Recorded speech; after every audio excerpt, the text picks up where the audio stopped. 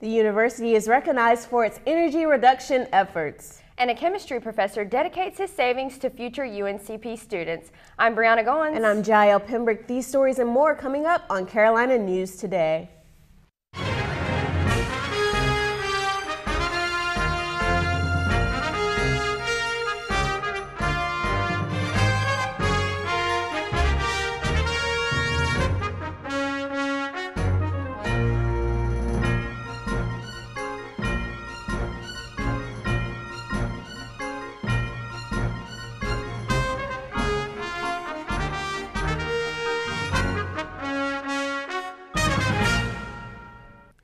The 27th annual Pembroke Day was held earlier this week. The tradition that joins the campus with the town of Pembroke was a hit despite the gloomy weather.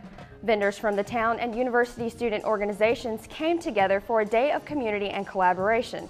Many of the tables offered free swag, and a free lunch was provided by Sodexo.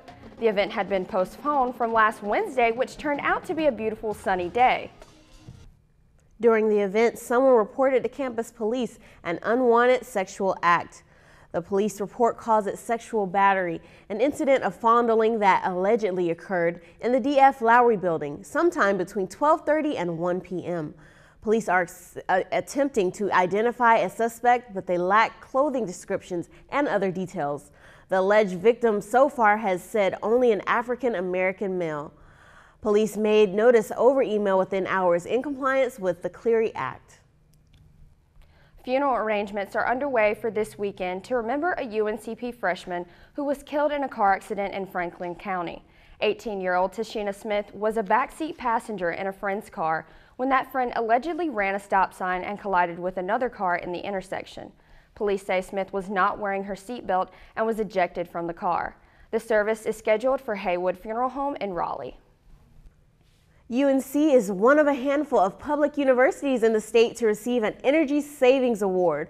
The North Carolina Utility Savings Initiative asks community colleges and universities to lower energy usage by at least 30%. UNC-Pembroke was one of the few that surpassed that mark and reduced energy use by 40%. Director of Energy Terry Devine says the school will continue to reduce energy consumption. We have been able to do some pretty good things in the last few years to get us to the point where we're saving over 30%, and then to take it over 40% was just kind of icing on the cake. And we're working with projects to ensure that we get the savings long term. And so we're doing projects. We've done several, or at least two since I've been here, two performance contracts with Siemens and one with Johnson Controls, where we have renovated 4 of our largest buildings on campus and put more energy efficient equipment in those buildings and lighting and so on to achieve large term and long term energy savings. The Campus Safety Office has announced a new safety app. The app Live Safe is free on the Play Store and App Store. Students can anonymously report incidents and chat with campus police. You can virtually walk your friends home through the app and request help in case of an emergency. Campus alerts will also be sent out through the app. No criminal charges will be filed in connection with a fatal bus crash last month on I-74 that killed the driver and 3 young people on their way to a football game. The State Highway Patrol has completed its investigation. The report confirms that a left front tire blowout caused the bus to careen into a guardrail and a concrete bridge support. The bus was owned by Sandy River Baptist Church in South Carolina. The church will be cited for civil violations such as failure to maintain financial responsibility for a passenger vehicle for hire. The bus was carrying players and assorted personnel from a private sports academy in Rock Hill, South Carolina to one in Fayetteville. The Entrepreneurship Incubator is playing host to a monthly artist market, giving local craftspeople the chance to showcase and sell their work. CNT reporter Dontavian Harris was there to find out more about it. There's a quote by a man named Scott Belsky that says, "It's not about ideas, it's about making ideas happen." That's exactly what the UNCP Entrepreneurship Incubator did with the Pembroke Artist Market. 2 months ago, after local artists frequently visited the incubator in search of business advice, money, and marketing assistance, Interim Director James Freeman turn an idea into a conversation. I came together with a group of people and started talking to individuals who had the connections with other artists who I haven't seen yet. And I said, why don't we, create a marketplace where they can come here and sell. And then once we get here and they're selling their items, then we can ask them what kind of services they need to help make their business grow. Inaugural Pembroke Artist Market boasted 20 local artists as vendors. One of those vendors, Alicia Locklear Monroe, was also involved in the market's fruition and later became the market's facilitator. She says that the market itself hasn't affected her as an artist just yet, but the atmosphere definitely has. Being involved in the community, being involved with other artists, it kind of drives you, so you want to produce, you want to do better. Vendors got a chance to showcase some of their best work, look at some of their fellow artists' work, and potentially grow their businesses. There were all kinds of arts from oil paintings to woodwork. Even the culinary arts were on display as local chef Theo provided food for the market goers and vendors. The artist market and things like it is what the incubator is all about, taking local businesses and helping them expand to a point they are able to function on their own. The new executive director of the incubator, Tom Hall, is a Boston native and had only been in town for 3 days prior to the artist market. He says that making connections for the 9 businesses currently within the incubator is the short-term goal, but has high hopes for the future. What I see for the future, I'd like to see the center packed. I want to see it full of businesses like this.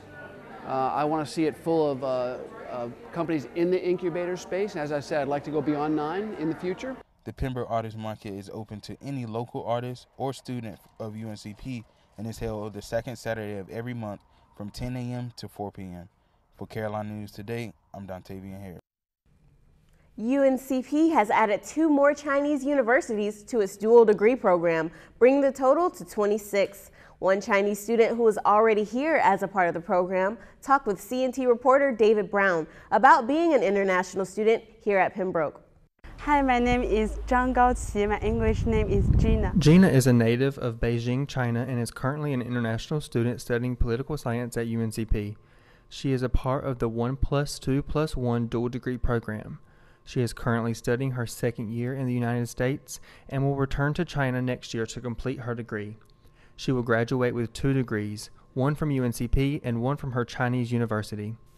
Gina has a passion for swimming and says that it is what sets her apart the most.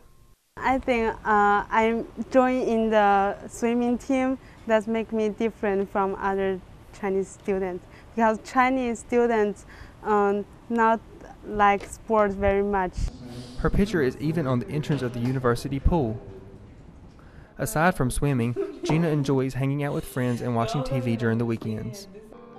One of Gina's most fascinating skills is her ability to play piano.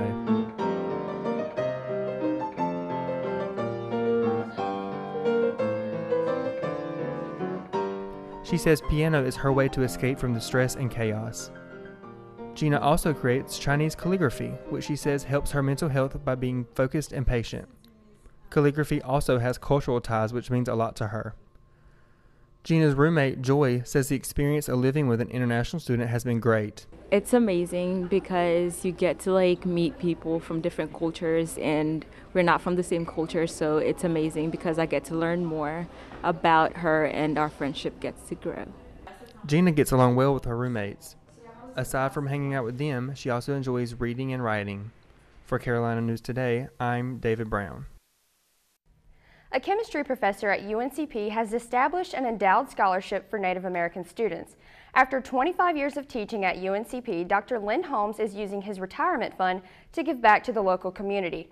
The Leonard and Hickory Holmes Medical Career Endowed Scholarship is for students studying chemistry, physics, or nursing. The $425,000 scholarship will fund 4 students per academic year. To qualify, a student must graduate from a Robeson County high school and be of Native American descent with a grade point average of at least 3.7. Dr. Holmes says the scholarship is dedicated to his son.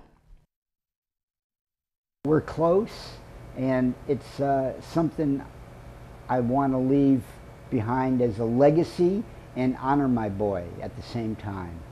So it's he's a star of this, I suppose you would say. Blue Cross Blue Shield has agreed to pay $3.6 million in fines as a part of a settlement with the North Carolina Department of Insurance. That's the largest fine ever levied by the department. Many policyholders had complained all year about customer service, billing, incorrect cancellations, unpaid refunds, or poor explanations of coverage.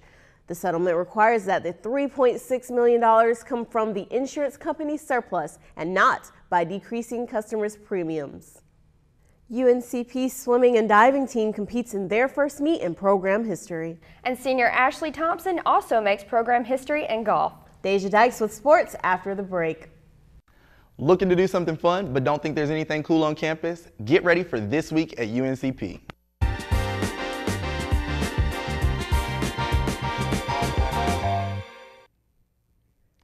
The Department of Music has a series of free concerts this week. That's right, I said free. With fall break beginning on October 13th, I'll be telling you about events happening this week and next week, since there won't be a new episode of CNT until October 21st. Got it? Good. Here we go. On Tuesday, October the 11th, the Givens Performing Arts Center will be filled with the sounds of the UNCP concert band. If you've never been to GPAC or have never heard a full band, I suggest you cancel all appointments and check out this free show. The band hits the stage at 7:30. On Wednesday morning, Moore Hall Auditorium will host the second music department recital. The talented faculty will be performing together at 10:10, so grab a bagel at Einstein Brothers and check out the music. On October 18th, GPAC is hosting the Shanghai Acrobats at 7:30. Who are the Shanghai Acrobats? Well, they're part circus, part gymnastics, and part crazy, as they'll be performing amazing feats of balance, tumbling, and stuff that simply has to be seen to be believed. Tickets for students are a measly $10. That's like the price of a pumpkin spice latte. Honestly, if you miss this show, you're gonna regret it. And that's what's going on this week at UNCP. If you're looking for more events, go to calendar.uncp.edu and check out all the activities happening on campus. Until next time, I'm Joshua Shipman, This Week at UNCP. Oh, and help control the pet population. Have your pets spayed or neutered.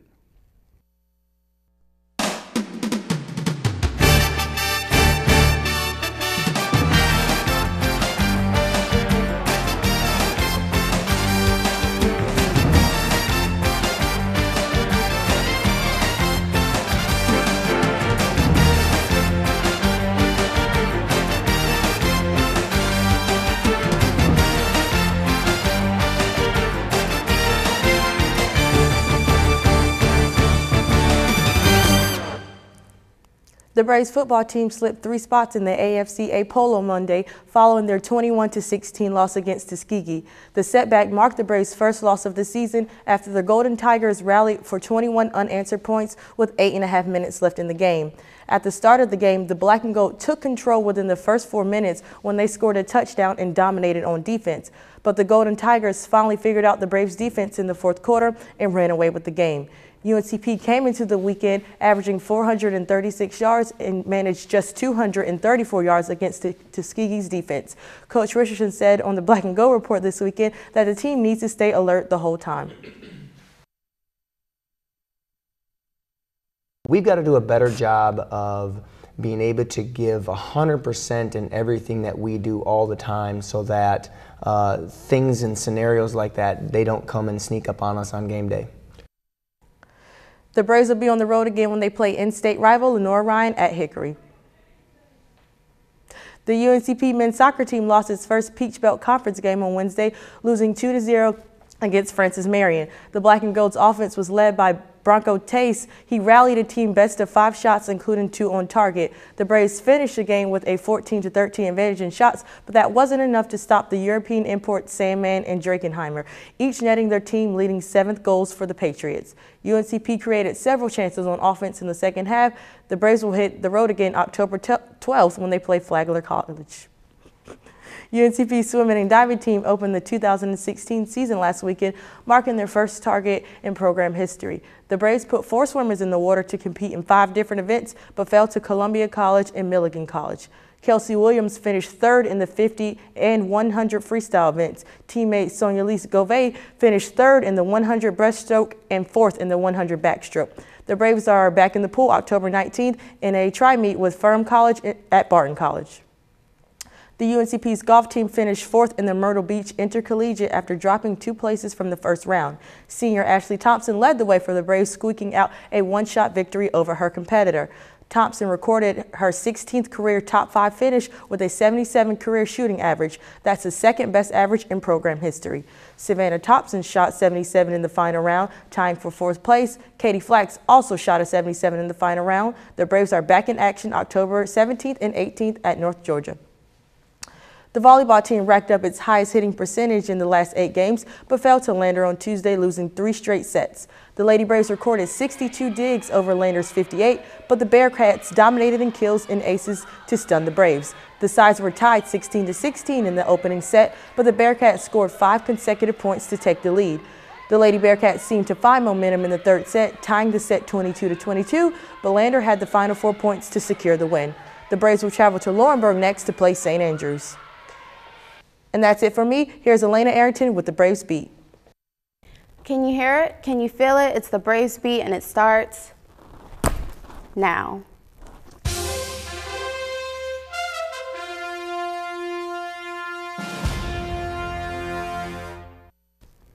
All right, Braves fans, fall break begins October 13th, and since there won't be a new episode of CNT, I'll be covering games through October 20th. So here's what's going on this week in UNCP athletics. Women's soccer hosts Armstrong on Saturday, October 8th for a 3:30 game. Then the women's and men's soccer teams travel to Flagler on October 15th. The men's game begins at 1 and the women's game begins at 5. They'll return home for a game on October 15th against Montevallo. The women have a 10:30 game and the men's game begins at 1. Then on October 19th, the Braves travel to Lander. The women's game begins at 5 and the men's game begins at 7:30. The volleyball team has another crazy week. On Friday, the Braves travel to St. Andrews for a 6 o'clock contest.